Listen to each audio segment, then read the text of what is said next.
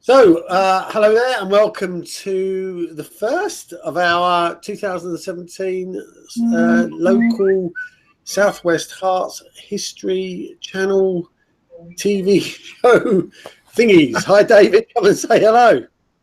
Hi, Chris. Happy New Year to you and to everyone listening. Yeah, it's a bit of a mouthful, that, doesn't it? The Link for Growth Community History Channel, local history channel. Yeah, that's what it is. So, yeah, we're here talking about all things historical in South West Herts. The largest town in the area is Watford, so there is quite a bit about Watford, but that doesn't mean that we don't want to do stuff about Croxley. We want to be doing stuff about Rickmansworth. There is loads of history up there in Kings Langley, Abbots Langley, and all over the district. So this show's not about Watford. It's about the whole area. It's just that David and I both live in Watford, so there is a little bit of a bias towards it at the moment. So that's all going to change, though. That'll all change in due course. David, what are we talking about today? Well, I thought just gone past the New Year, a lot of people celebrating. Why not talk about pubs? Alcohol. Pubs and alcohol. One of those things that I don't partake in anymore, unfortunately. Nor me, as it happens. So we've got two teetotalers on here. Well, I think the ones that we have pictures of today, all bar one, are now virtually extinct. They were there and now they're not. The only one remaining, we've already talked about on another show, but we will revisit it again today. It's good. Okay, so what's been? I know Watford's got a real historical brewing history. Really, I mean, we used to have Benskins. We used to have I think it was begin with an S. Stewards, I think. What was the name of it?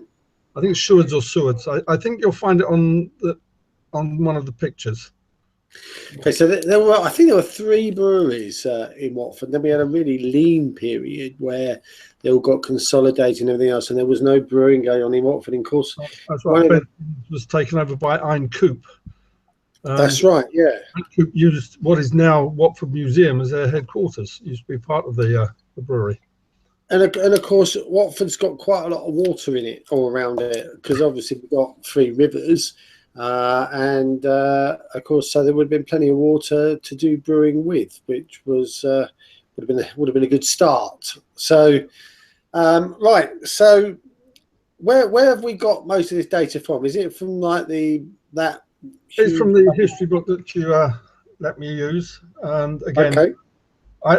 I think I've only touched the surface of these because there are so many pubs in and around Watford area. Well, this is basically just in Watford.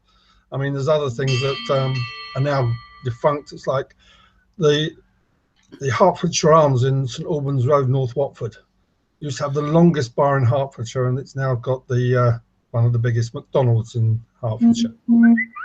Things like that have been happening around the town all the time, and we see it even more and more today that local hostelries are losing trade, closing down, becoming other things, and it's not too good. It's history that's going, and say only one of these that I've come across at the moment is a listed building, so stands a very good chance of remaining. Okay, all right. So what I'll do is I'll get us onto the pictures so we can have a quick look. And now I don't know what order they're in, so you may have to skip and dip about. I like to keep you on your toes, as you know. Oh, you're so kind, Chris. I've got a couple of other pubs as well that just sprung into my mind that are no more, and we can just have a very quick chat about those at the end of the show. So let me get into screen sharing mode, and let's see where we end up. Okay, so can you see that picture on the screen now, David? Yeah, it's almost a thumbnail. It's not. Is it that small? It is. It's just in the centre of the screen. That's getting a little bit bigger. That's what it is, actually, as far as I can see. There's All right. Let me just see if I can plus. So right, we're working from the back forward. That's okay. That's from my list. It's okay. Just see if I can enlarge it a bit more. No, it's all I'm going to get. Fine. Well, this is the Railway Arms at number 102 St Albans Road, which again has disappeared, along with others, as we've already discussed. That. So where was that then? 102. Well, I'm just trying to work out where 102 was, whether it's up the Watford end or the Garston end. I should think it's towards the Watford end more than anything else. I think it numbers from there going down towards Garston and out to the 405. So one would have where the Watford, well, being as the Railway Arms, it's got to be very near where the Watford station is. Well, or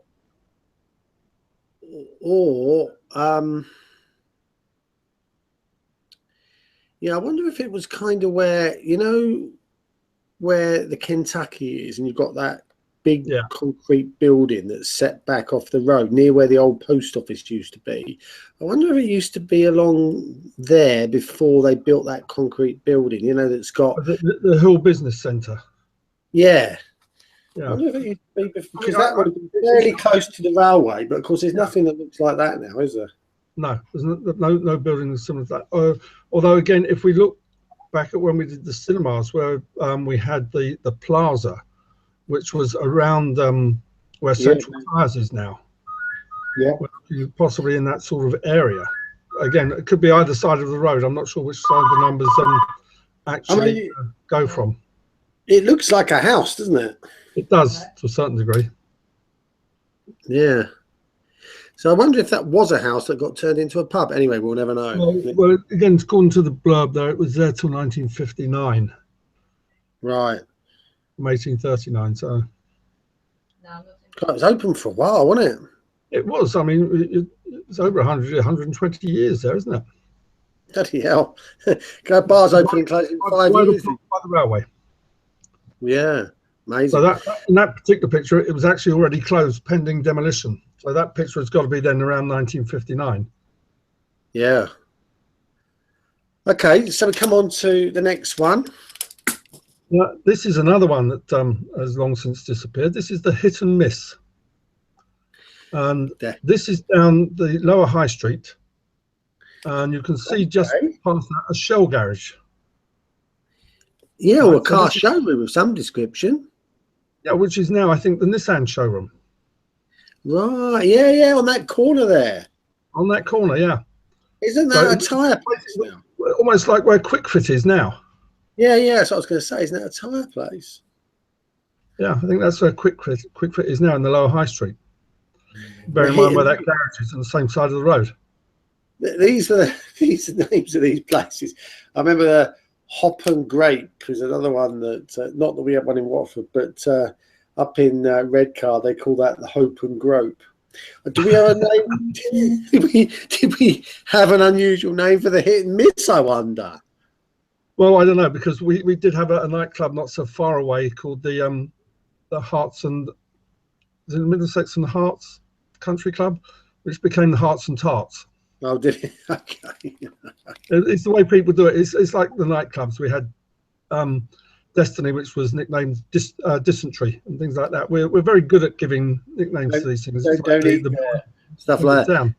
So these places, what strikes me straight away is how small they are. It's like these.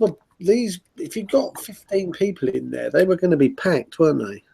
They were. I mean, I used to years ago go to a pub up in Bushy called the Red Lion, and if you got 3 people into the saloon bar, it was crowded. The public bar was slightly bigger because they had a darts board in there, but ducking darts. Do you remember the old man's pub up in Abbots? That's tiny, isn't it? When you consider the good reasoning for that, as far as I can see, is there's so many pubs, and each one had its own local. The locals that went into that pub, they didn't really get any visitors sort of coming through the larger pubs and hotels like that would probably pick up that sort of passing trade. The locals just really wouldn't. I mean, there were so many. As I say, what we're going to see is about 14 pictures of pubs, basically now no longer with us, that they wouldn't survive in today. I mean, this one obviously demolished to make way for when they put the little ring road in around the back of B&Q and what have you. So there were, rumour has it was over 70 pubs in the high street at one time, and this would have counted as one of those, I presume. Oh yeah, we'll see a few more as well in the high street. That gone on now to the Angel. The Angel. Now this is just virtually across the road from the last one. Down again, the opposite side of the road from the Nissan dealer, where you've got George Osdin's yard. Right, yard. okay. And that's the site of the Angel. So that was just a little bit further along the road on the opposite side from the Hit and Miss. So it, again, the pubs were many and very close together. Well, I mean, it gives you an interesting view of what life must have been like in those days. I mean, nobody was obviously drinking at home. No, I mean... and people were often in the pub, I presume. I don't know what the relative cost of beer was in those days. We wouldn't have had the supermarkets selling alcohol as we do today as lost leaders. No. Well, there weren't any supermarkets, were there? No, not supermarkets. I don't know about off-license, but say off-licenses, as I can remember growing up, used to be attached to pubs rather than in the high street or something like that. And you paid the pub price, and if you're going down to the off license, you might as well just go into the pub and have one. Saves you carrying it home. Yeah. But the one thing we had then, when you did buy from an off license, we actually did recycling. We took the beer bottles back and got a deposit back on them. Yeah. If you could go around and find them, you'd take them back to the off license and get 2 or 3 old pence per bottle. So they could be recycled, sent back to the brewery, sterilised, refilled, and sent it out again. Far better than our current recycling programs. Yeah, absolutely. I mean, I remember those days. So, yeah, interesting stuff. So that's the Angel. I don't remember that. When did that get shut? Do we have any idea? No, it's got to be about the time they started redeveloping that area, because George Osden seems to have been there for an absolute age, hasn't it? Right, this is the only remaining one out of the lot. This is the One Bell, which is a listed building. And this is 16th century. Sorry? It says there it's 16th century. Yeah, I mean, this was an original coaching inn. Yeah, you can see there. I don't think that coaching inn bit's still there, is it? I don't think so. I took the picture the other week and it wasn't there. There's something else next to it. But again, that was the archway where you took the coaches through. There would be stabling for the horses and things like that. Because London would be a day's ride away in a stagecoach or something like that, even though it's a short distance. And anyone coming out of London would stage their journey, much as we do now with motorway services. But again, the inns, coaching inns, put in stabling for the horses and things like that, and horse feed, and it made it a lot safer. That's still open as a pub, is it? It's still open as a pub now. Is it a tied pub, or is it?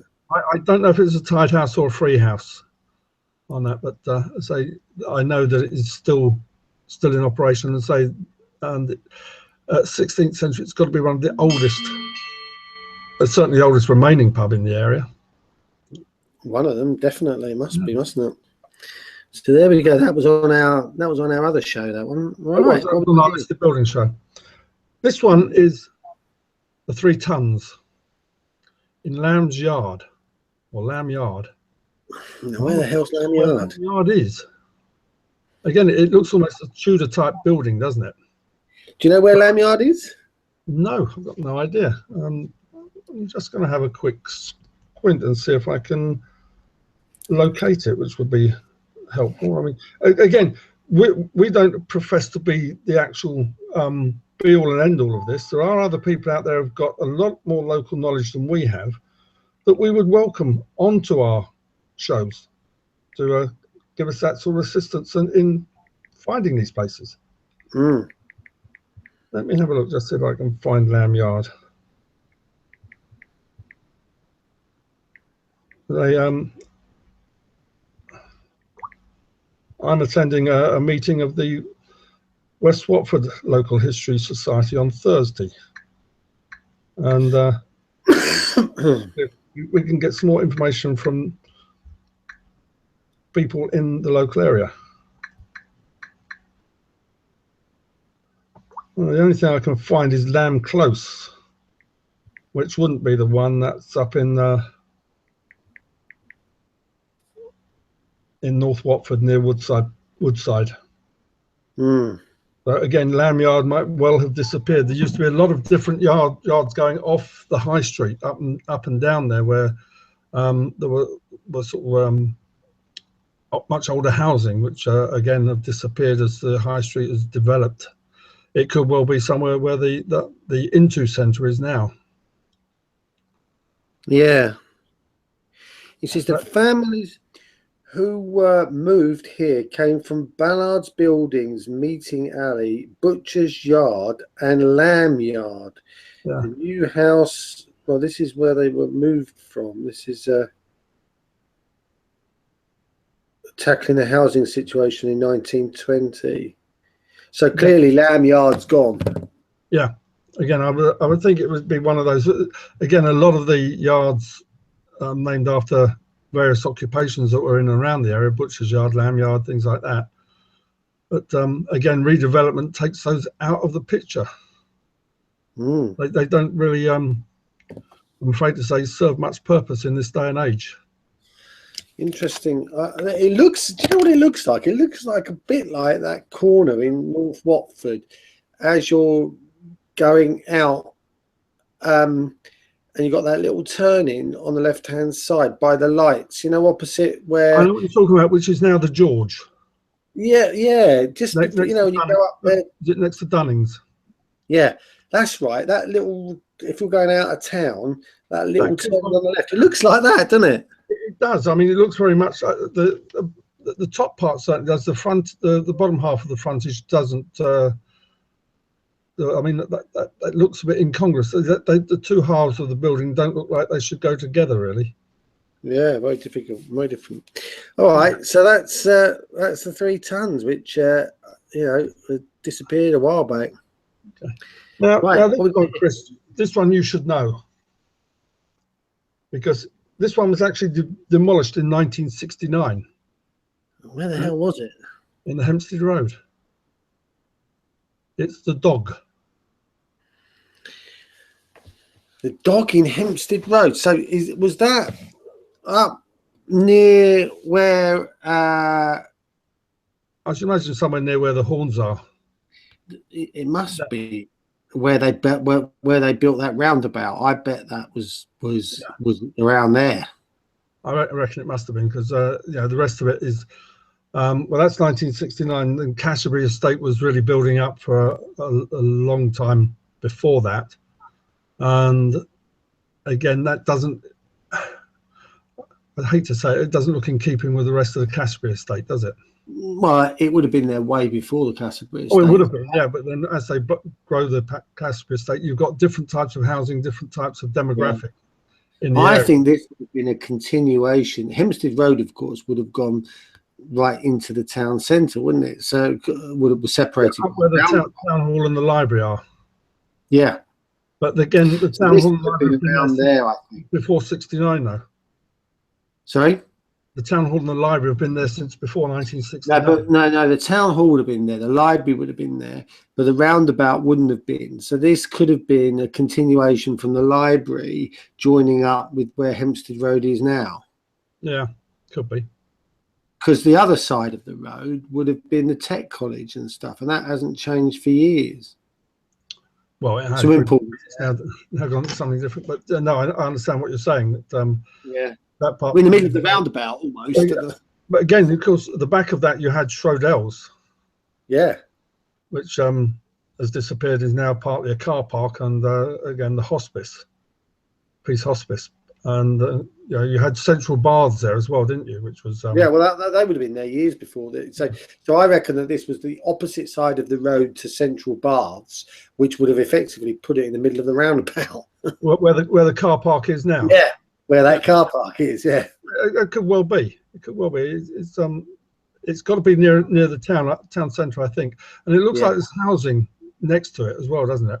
Yeah, which would have all been made disposed of as well. So yeah, interesting stuff. Yeah.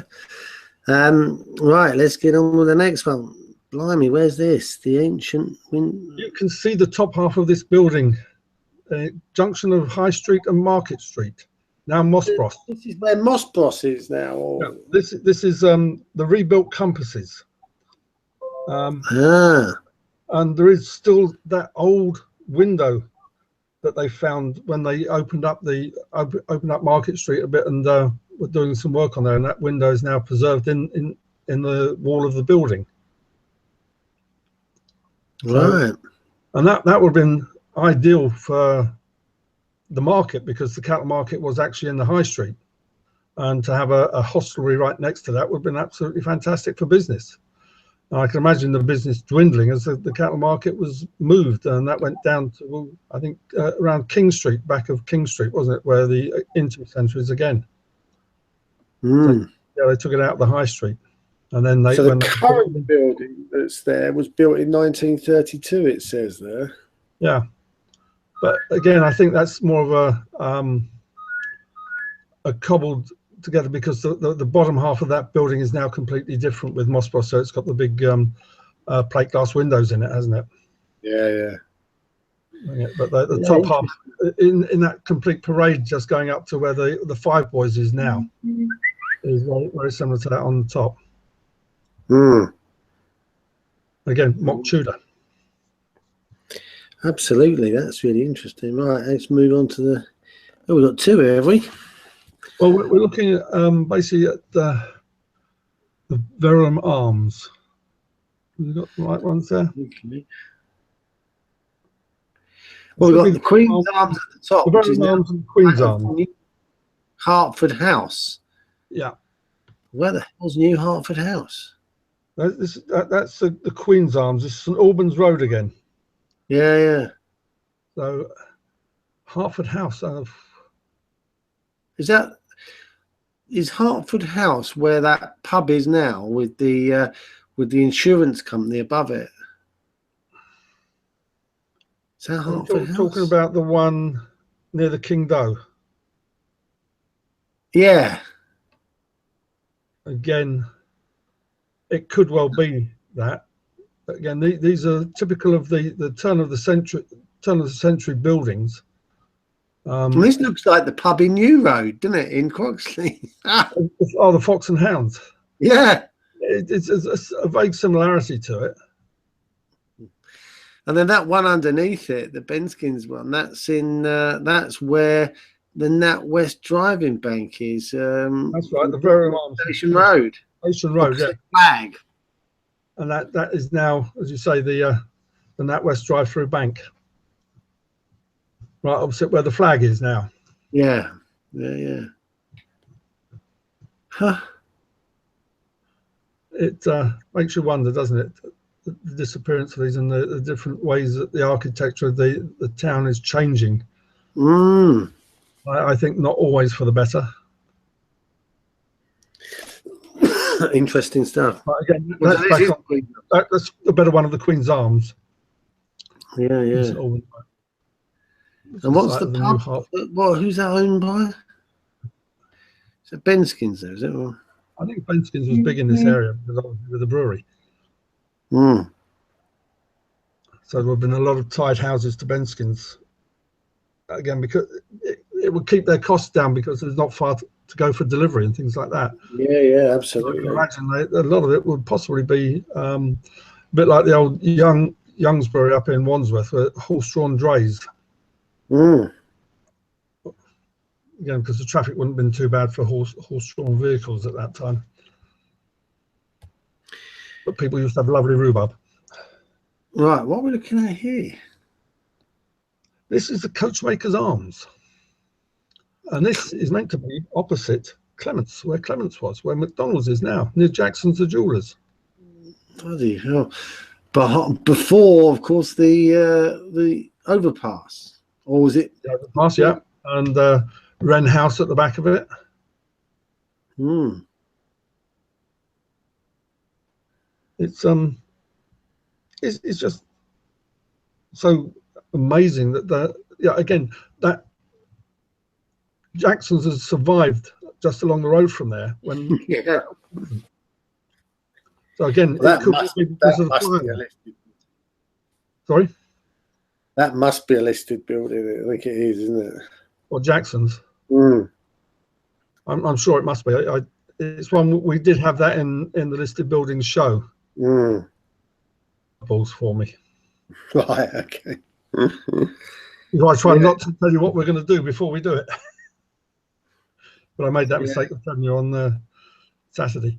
But there we go. So that's Coachmakers Arms. Yeah. And the next one is the Fox at 206 High Street.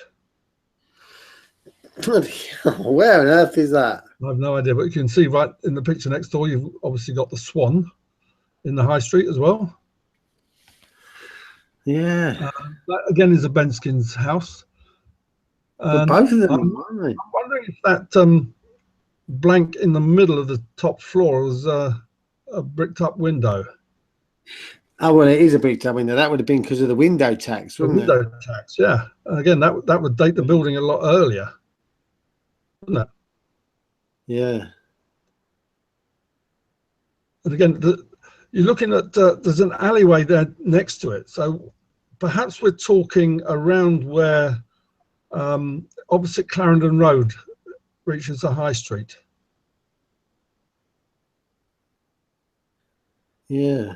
Because you've got a couple of alleyways along that stretch that go back into the Wellstones. Hmm. But again, if you look through the alleyway, again, there's more housing behind it. Yeah. But again, the Wellstones is, by comparison, a fairly new venture, latter part of the 20th century, I would have thought, because that must have come into being when they built the telephone exchange there. Mm. Just goes to show you that just how tiny these places. Yeah, you forget how these were serving a very small population of people. You know, like people who drank in the evenings and probably labourers who just wanted to go out in the evening. I was thinking before possibly the vast coverage of television that we had, people didn't have overly much to do at home. I might listen to the radio, or if you're lucky enough to buy a newspaper, to go out and have a drink, to meet other people, which is much the same as you want people to do anyway. I think we both want to do is to get people out to meet each other. Again, it might behoove me to go round and photograph what's in there now by comparison to what obviously it was, and let's do a before and after if I can ascertain. Yeah, if the numbering's the same, even, you know. Well, this is true. I mean, we've got this one at number 206. We had the earlier one at 102, and we could possibly. And the next one, well, the Swan next door, I say next door, is 216 High Street. Right. So again, within five buildings of each other. Amazing. That doesn't look like a Benskins one to me. There it is again, a better picture. W.H. Capel. That's not Capel Carpets, is it? Capel Carpets? No, I wouldn't have thought so. Yeah, because they're just down the road from me. Yeah. Again, it's another small pub, and lots of them very close to each other. 5 doors from each other. I mean, we've still got that, obviously, with, as I mentioned, with Dunnings and the George and St Albans Road, which are next door buildings. So you've got the ones we talked about. I think is it the Wellstones or something like that? Yeah. where we think Hartford House is. And then you go a bit further down St Albans Road, you would have had the Hertfordshire Arms, which is now McDonald's. And then a bit further down, you've now got the Dome Bar. Again, which was the pub beforehand. That was like right next door to the old cinema that used to be there. But it's, there you go. The Woodman Red Lion Yard. Behind the market. So again, it says demolished to make way for Charter Place. So that's where was the market there? The market, as I said, round, it moved from the High Street and moved round to the back King Street. Do you remember a nightclub called the New Penny in King Street? The New Penny? The New Penny. Was it in New Street? I thought it was in Queen's Road. Well, it's a continuation of King's Road, wasn't it? King Street. Oh, okay, yeah. And then became Queen's Road when you get to that part from Lotes Lane going down. But that used to be behind that, used to be an open market. And again, that's where when I used to go to New Penny, I used to park in that the market because it wasn't used at night, obviously. Right. And again, convenient for the market traders. So it's got to be in that neck of the woods. And if you're demolishing it to make way for Charter Place site, because then again, they also did the Into Centre at the same time, and they took off that whole corner right the way down to what is now the Pyramid. Right, but I mean, Charter Place was at the other end. Is quite a way up from there, isn't it? Well, it does say the Charter Place site. Ah. So again, the whole idea was they completely cleaned out that, much like they're doing now with the extension to the Into Centre. They've taken it from Charter Place right the way through virtually to Clarendon Road. And they would have done that with the rest of the Into Centre when that was built and what have you, and Charter Place was put in there. But they just cleared the whole of that side of the High Street. Completely knocked it down. I mean, it's within our lifetime, Chris, but I'm sorry I can't remember them actually doing it. I can remember them building Clarendon Road and Exchange Road and all that. Yeah, I mean, there's so much that was demolished to rebuild that. Blimey, what's that? Coaching in of some description. The Green Man. We've still got Green Man, obviously, out on Batchworth Heath. But again, an old coaching in, as you can see. Not a very good, clear picture, I'm sorry to say. But again, this was the Green Man. And that, again, I think was in the High Street. I did come across a picture of Bushy Arches with a stagecoach coming through what was the main arch at that time. And of course, that would have come into Watford, into the lower High Street there, and gone past the Wheat Sheaf, which is now Mercedes. And there used to be that pub on that left-hand side going in. That's the last picky. That's the last picky, yeah. There are plenty more. This is not a definitive collection of the local hostelries that were in Watford, because there are so many. We could probably do a 2-hour program on it at least, and I'm sure people won't listen to us rabbiting on for that long about this. But if there's anybody out there that has got any information that can supplement what we've discovered, and I say we're not the be-all and end-all of the history of Watford. There are other people out there who will have even better memories. And well, the fact is, David, that you're a very young man still, and there are people out there in their 80s still wandering around who would have been imbibing, drinking in these quantities of ale by the time some of these were shut down. Well, I can remember as a youngster that we used to go down to the pub to buy a big jug of ale to take home. And the kids, as I was then, was sent out probably about 10, 11, 12 to go and buy a big jug of ale. You supplied the jug, they filled it up with ale, and you took it home. And there was nothing about the illegality of the age of us going to do it, because it was just what was done. Well, and also everyone knew who you were. They knew whose son you were and who you belonged to. So, I always used to say that you used to go round the corner shop and they knew who your parents were. So if you went round there and said, "Oh, I forgot my money," it wouldn't be an issue because they knew who the mum and dad was. So like next time they went in, they'd say, "Oh, Johnny was in here the other day, had a bag of crisps, so they didn't have any money on him," and they just pay for it. So it was all different. It was different, but saying that, I had the misfortune about 5 or 6 years ago to run low on fuel in Sarrett. And there's a very old little petrol station in Sarrett that I pulled in there and suddenly realised I hadn't got my money. And the lady said, "That's all right, fill up and come back and pay us later." She didn't know me from Adam.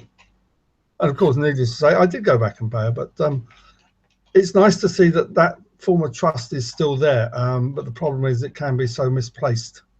Too many people willing to take advantage. "Oh, she's not well, I'll just drive away, I don't live in the area, or she's not going to find me, so is she?" And unfortunately I become too cynical about things like that, and I was very surprised to be able to do that. But yeah, you're right, as youngsters everybody knew you, including the local policeman. And he knew someone was better than others. I never had that privilege, David. You must have had a different kind of childhood. But we actually had local bobbies on the street. Is more. Yeah. And, they knew the community. They knew everybody. And if we were skylarking about as it was, then they'd come and have a friendly word. And if you got a clip round the ear, you got another one when you got home. Yeah, then some.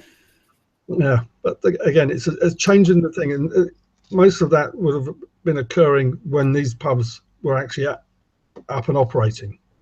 And some of the laws regarding the drinking have changed considerably, and the way that pubs are operated and become part of bigger chains. And then we're talking about the financial benefits for them to have a pub running, and they will close something that's fairly small and not giving them much of an income. So here's a couple of pubs that are no longer, David. One, the Badger. The Badger, I've heard the name of the Badger. Cortlands Drive. Yeah, yes, it's right on the corner of Cortlands Drive and Gammons Lane. Gammons Lane, that's the fella, yeah. So that was a. You came up Cortlands Drive to Gammons Lane to Cortlands Drive, be on the left-hand corner. That's right, yeah. Quite a nice sized car park. That went under the knife not actually that long ago, really. Probably only about, I thought. Yeah. And then the other one, the Hare. The Hare in Leavesden High Road. It actually became at one stage, it was a steakhouse, I think, for a short while before its life expired. And it's now obviously an old people's home, but a very high quality. Or no, I don't know whether it's high quality. I've not been in there, but high cost. I've heard it's high cost. Most care homes are, I'm afraid. Yeah. So that had a massive car. In fact, it was a massive pub. It was a very big pub. When you look at the area, what other pubs did you have in the area, really? Well, the only pubs near there were the Swan up the top of past the mental hospital, and the only other pub was the Hammer in the Hand. The Hammer in the Hand, just down about Gander's Ash that way. Gander's Ash, that's it, yeah. So again, not too many in the area, and it was unlike the others. It was a larger pub.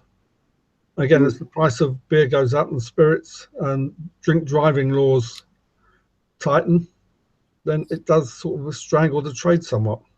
But there's a heck of a catchment area for that pub. I mean, you think of there's no pub on Kingsway Estate. No, that's true. And just think of the actual possibilities now with the studios. Right opposite, the studios use the Grove quite a bit, and you can imagine why they would do that. But that's fine for the actors and what have you, and the production teams. But what about the runners and the grips and the everything else? There's nothing really there unless you go down to the King's Head at Hunton Bridge. Down the bottom of that's where you have to go. The King's Head. Well, there's a few down there, isn't there? There's one just around the corner of that as well, I think. And there's one just crossing the Red Line again, right next to the canal. But they built a new housing estate there. But there's a lot of the land. And you think, again, as you say, there's a lot of area been built up there that's got anything for the community. Really. You're all self-contained in your own houses, and you don't see much of each other. And pubs used to be a great meeting place. In fact, I met my darling wife in a pub. Well, there you go. Well, I was working there at the time, so it's one of those things that you don't get too much more of that these days, unfortunately. And it's a shame to see some of these buildings go. The architecture might look dated, but quaint, I think, is a good word to describe half of them. And what they've been replaced by is, to use Prince Charles' word, carbuncles. Good stuff. Well, thanks for that, Dave. That's been an interesting trip down memory lane. And actually, although it's probably 50, 60, 70 years ago, Watford has changed so much in that time. In fact, I did a video, it must have only been about 3 or 4 years ago, not even that maybe, of me walking down the high street. I did a 7-minute video. In fact, it couldn't have been that long ago because I did it with my Google glasses. It was perhaps only 2 years ago. And people were saying, "Wow, it's good to see a video of someone walking down Watford High Street because it's changed so much." And someone else said, "It's changed a lot since I did that." Absolutely.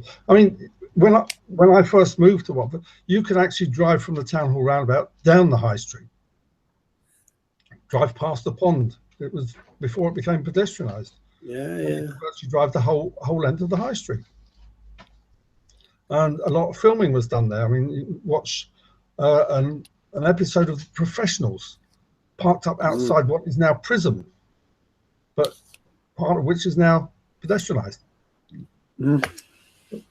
Again, something for another show. Absolutely. All right. Well, we'll give it a wrap. We've been on blabbing away for quite a while now. So thanks, David, for that. We'll be back. In fact, we're going to be back Monday, aren't we? We are. A little short time for me. We're going to be back Monday. But so we've got a bit. We'll come up with something for the show on Monday. If you've been watching this show or you know anybody that's interested in history, it doesn't matter what part, West Watford, Bushy, Oxley Village, South Oxley, Kings Langley, Abbots Langley, Meriden Estate. We've been asked twice by Andrew Carberry to talk about Croxley. Every time we go to his yellow comedy at Croxley, have we done Croxley yet? No, we should do something with Croxley. So maybe we should. Because when's the next yellow comedy at the Kitchen? It's a while yet. Because it's not in January, so might be in February sometime. So we've got a bit of time. Okay, well, we can get one up there, and that way we can test whether he's watched or not. Yeah, we can then talk about. Did you see the Croxley show, Andrew? Absolutely. If he hasn't, there'll be carnage at the comedy night. We do him in a pincer movement. Yeah. Right. Okay. Thank you, David, for that. And if you've been watching and you want to participate, do get in touch with us.